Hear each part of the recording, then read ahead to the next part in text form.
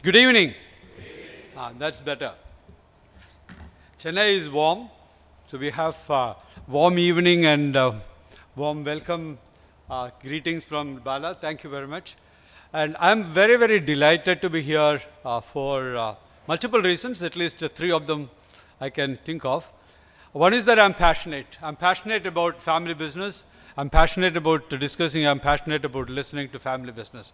So we have some eminent speakers here, panelists here, and you are all here, so we can have a great evening sharing some of the experiences. The second thing is that Metis has taken the initiative to organize this sort of an event.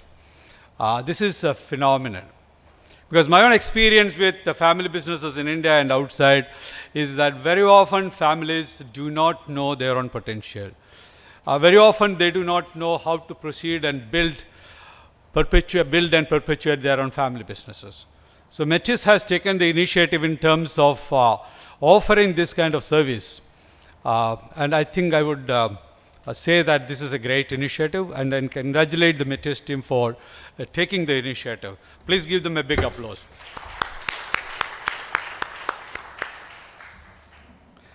And we have, the last reason is that we have a great theme for the evening.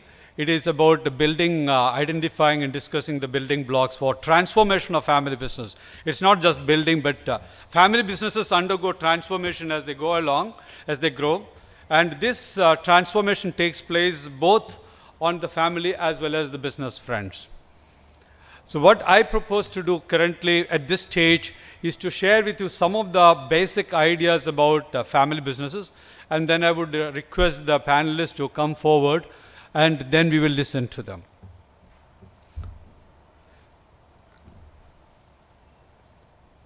Well, just to add to what Bala said, I hold the Thomas Schmitani Chair of Family Business and Wealth Management at ISB. I had to learn to pronounce the name properly because I hold the chair. He is one of the wealthiest industrialists in Switzerland, and his family controls the Holcim group of companies, which is now merged with Lafarge.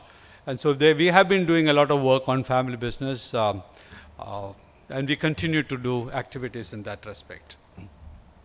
So this is the Indian School of Business Hyderabad campus where I come from. All of you are welcome to ISB. We have a biannual conference, and the next biannual conference is going to be in the first week of February 2050. Family businesses are very rich for multiple reasons. This is sort of a resource basket which you do not find in a typical corporate context, which is not a family business. For multiple reasons, if you look at it, you get the entrepreneurial grooming, which doesn't happen in any other corporate context. Individual entrepreneurs struggle to build their businesses, but you have a grooming, ready-made team of elders, seniors, network, which is available to provide you the grooming context. You have economic resources, which is often not available for a startup entrepreneur. And economic resources are not easily available for a standalone, so to say, that the professionally run business. So you have access to economic resources, you have access to a huge social network. And this is the only business where the social network gets transferred to next generation, to the family. The father, grandfather passes it over to the next generation, and the next generation, it continues to pass it over. It's a huge network, which doesn't happen in a corporate context. The corporate context, once the chairman or the executive leaves, the network disappears with that. So therefore, the family business is unique. Reputation. You build on the reputation. There is a huge brand equity available with families. And there's a huge lot of research now happening on the relevance of reputation and the significance of reputation in terms of building family entrepreneurship across the world. Industry insights, you have huge access to that, especially if you have other members of the family already in business. You always get this kind of insight free.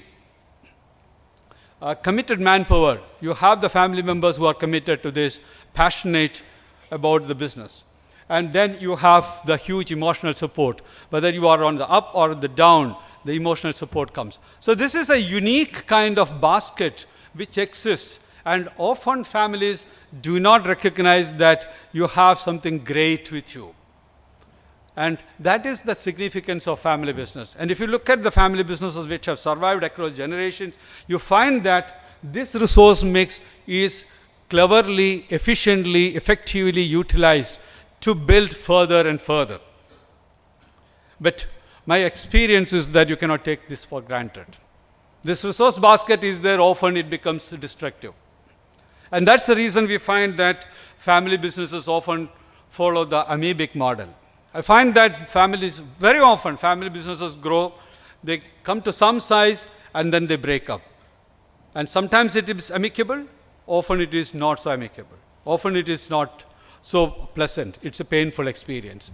And in the process, two things happen. One is that the family itself destroys its own wealth.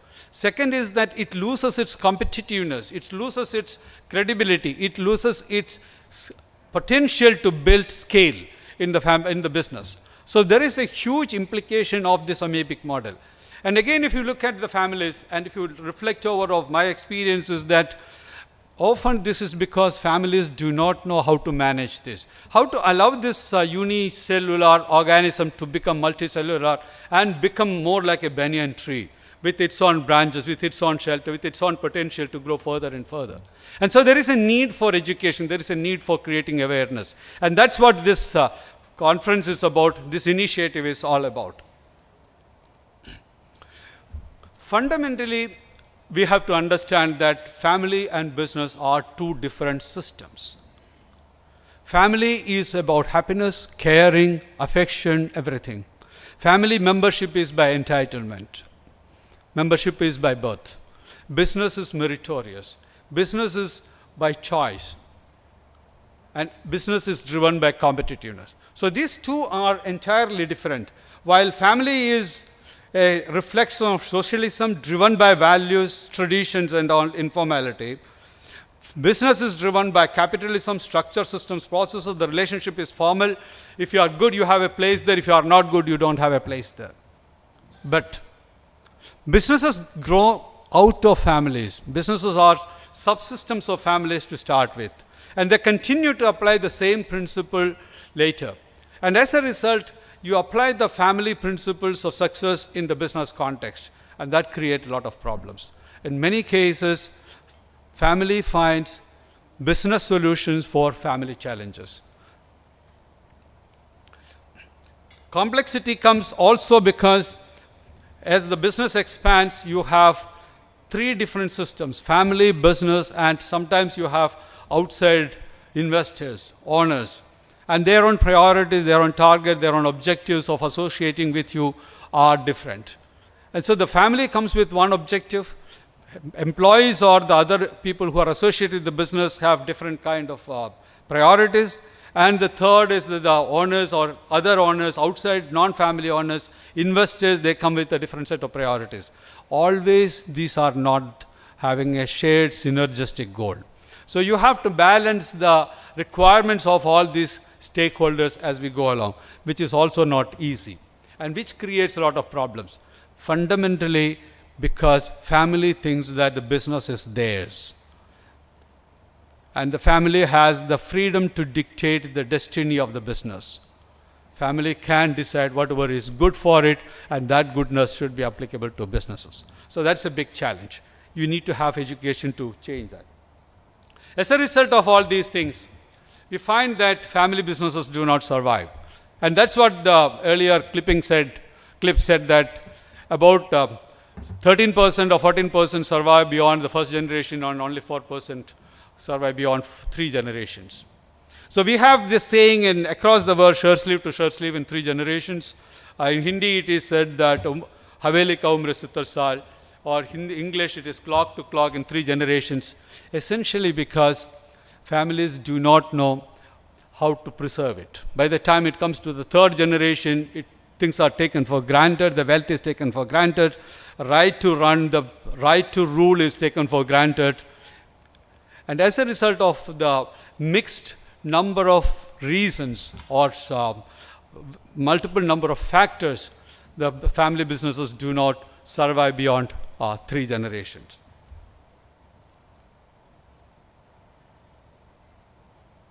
If you look at family businesses, this is the case. They cut their own branch. Look at any of the family business, and I've done this exercise several times, including this morning, and ask the younger generation members of some of your families here as to why the shirt sleeve effect comes. Why do they break up? And when I do the exercise, I find that out of, let's say, 30, 40 factors, there's only one factor, which is non-family. Outside competition and product life cycle related issues, uncontrollable variables, that's only one factor. Most of the other factors are family internal. Okay, which means that the family creates, family preserves, and family destroys the family business. The purpose of this conference is to ensure that it doesn't happen. It doesn't happen to us, it doesn't happen to you. We should be able to build the family business eternally. Like some of the family businesses across the globe which are competitive, which have built family wealth, which have built reputation, which have built credibility, which have added wealth to the society across the world. There are many family businesses like that.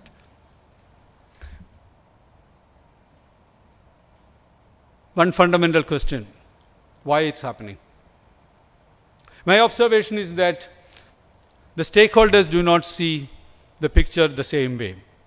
What do we see there? Is it the flowers or the two faces or something else? When you have multiple stakeholders like the family, the executives, the other stakeholders, investors and all, do they have the shared goal? Do they have the shared vision? Do they have the shared sort of a path to achieve success? Do they have the shared values? Often that doesn't happen. And that's a big challenge. So if you want to have this, if you want to have the shared vision, sharing of everything, multiple stakeholders with different aspirations may be there, but if you want to be together in that, we need to have understanding as well as the preparedness. Preparedness has two dimensions. Intellectual preparedness. We are all reasonably bright, above average intelligence. Once we explain that these are different systems, it is easy to understand. Logically, we accept it.